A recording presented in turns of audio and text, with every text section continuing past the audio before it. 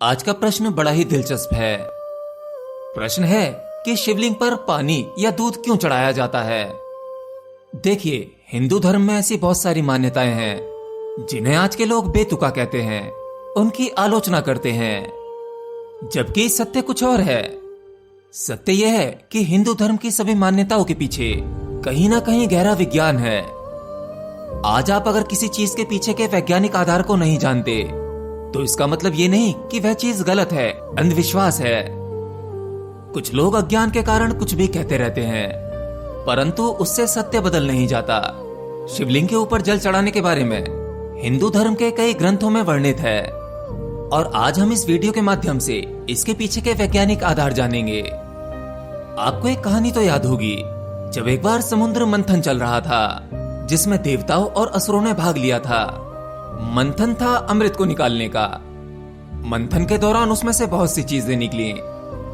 तो जब कहीं अच्छे परिणाम होते हैं तो उसके विपरीत उसके उतने ही बड़े बुरे परिणाम भी होते हैं। तो अमृत निकालने के इस मंथन में वहां से विष भी निकला। कहते हैं कि विष इतना भयंकर था कि वहां पर इतनी हीट पैदा हो गई। मंथन के दौरान आग की लपटें निकलने लगी। देवताओं और असुरों का जीवन खतरे में पड़ गया। फिर भगवान शिव आए, जिन्होंने कहा ठीक है, विष निकला है तो इसकी शक्ति व्यर्थ नहीं जाएगी, ये अपना असर दिखाएगी। इसलिए शिव ने उस विष को ग्रहण कर लिया। विष ग्रहण करने के बाद शिव का शरीर इतना गर्म हो गया कि उस शरीर में से भी आग की लपटें निकलने लगी। तब अन्य देवी देवताओं ने कहा कि शिव ने हम लोगों के लिए इतना सब कुछ किया, मंथन में निकले विष को ही पूरा पी लिया, अब हमें भी इनके लिए कुछ करना चाहिए। तब उन्हें शांत करने के लिए उन पर जल चढ़ाया गया। सभी देवी देवता असुर सब उन पर जल चढ़ा रहे थे ताकि विष के द्वारा निकली वह गर्मी, वह ज्वाला किसी प्रकार से शांत हो जाए। तो शिव विष को ग्रहण करने का प्रतीक माने गए और शिवलिंग शिव का ही प्रतीक चिन्ह है, जिस पर आज भी लोग जल चढ़ाते हैं। हालांकि आज इसमें और भी कुछ मान्यताएं जोड़ दी गई हैं, जैसे शिवलिंग पर दूध चढ़ाना। अब आप सोचोगे कि दूध में ऐसा क्या होता है कि जो शिवलिंग पर दूध चढ़ाया जाता है। चलिए इसका भी वैज्ञानिक आधार समझ लेते हैं। आपको यह तो पता ही होगा कि शिवलिंग पर दूध चढ़ाने का विशेष समय होता है और वो विशेष समय होता है सावन का महीना। भारत में सावन के महीने में लगभग ज्यादातर हिस्सों में वर्षा होती है। अचानक से उस सूखी जमीन का टेम्परेचर मेंटेन होता है। जमीन पानी को तेजी से सोखती है, जिसके कारण जमीन में कुछ विषैले जीव, विषैले पदार्थ, उनमें एक प्रकार का रिएक्शन होता है जिनका असर पेड़ पौधों पर भी पड़ता है। वर्षा के महीने में हमें जो धरती हरी भरी दिखती है, तो उन पेड़ पौधों, उन पत्तों में जमीन के भीतरी माध्यम से कहीं ना कहीं उसमें विष की मात्रा पहुंच जाती है और उस हरियाली को, उन पत्तों को दूध देने वाले जीव जंतु भी खाते हैं, पशु भी खाते हैं, जिसके कारण वह विष उनके दूध में भी चला जाता है। अच्छा, आपने ऐसा तो देखा ही होगा कि सावन के उस महीने में जब वर्षा शुरू होती है, पृथ्वी का टेम्परेचर मेंटेन होने लगता है। तेज गर्मी से हम एक दूसरे मौसम में शिफ्ट हो रहे होते हैं, जिसके कारण अनेकों प्रकार का वायरल फैलता है। हाँ, इन दिनों लोग ज्यादा बीमार पड़ते हैं, खांसी, जुकाम, बुखार या अन्य प्रकार की बीमारियां। और इन सब में आपको डॉक्टर क्या रेकमेंड करता है कि आप जो पानी पीते हैं उसे उबाल कर पीजिए, ताकि पानी के उबलने से पानी में मौजूद विषैले पदार्थ नष्ट हो जाएं और पानी के माध्यम से वही विषैले पदार्थ पेड़ पौधों में जाते हैं, जिससे पशुओं का दूध भी कुछ मात्रा में विषैला हो जाता है।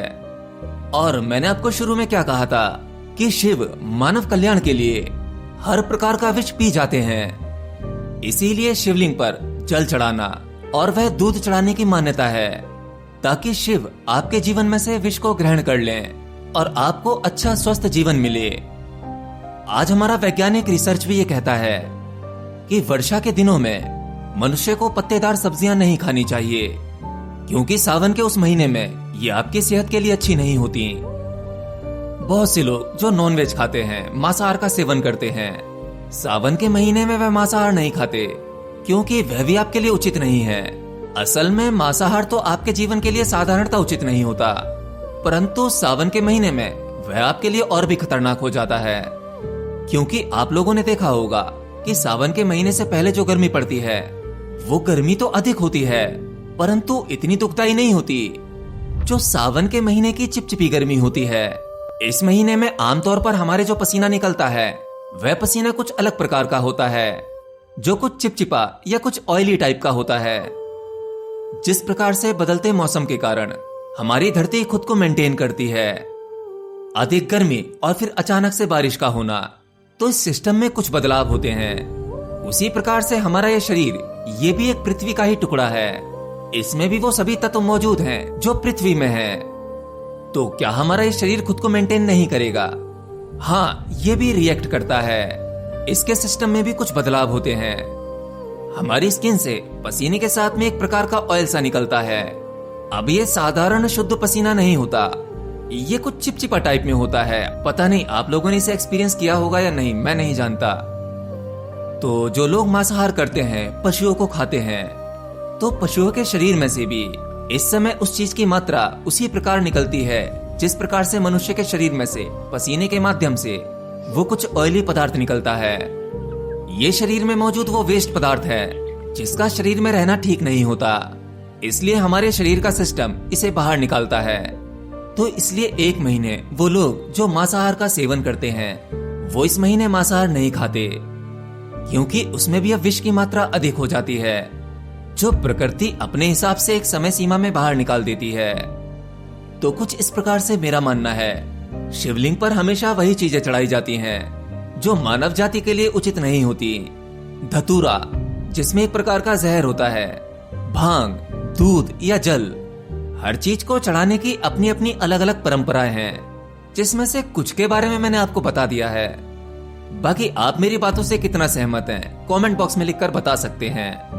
और हाँ, अगर आपको वीडियो पसंद आया करे तो आप वीडियो को कम से कम लाइक तो कर ही सकते हैं, और हो सके तो शेयर भी किया करो।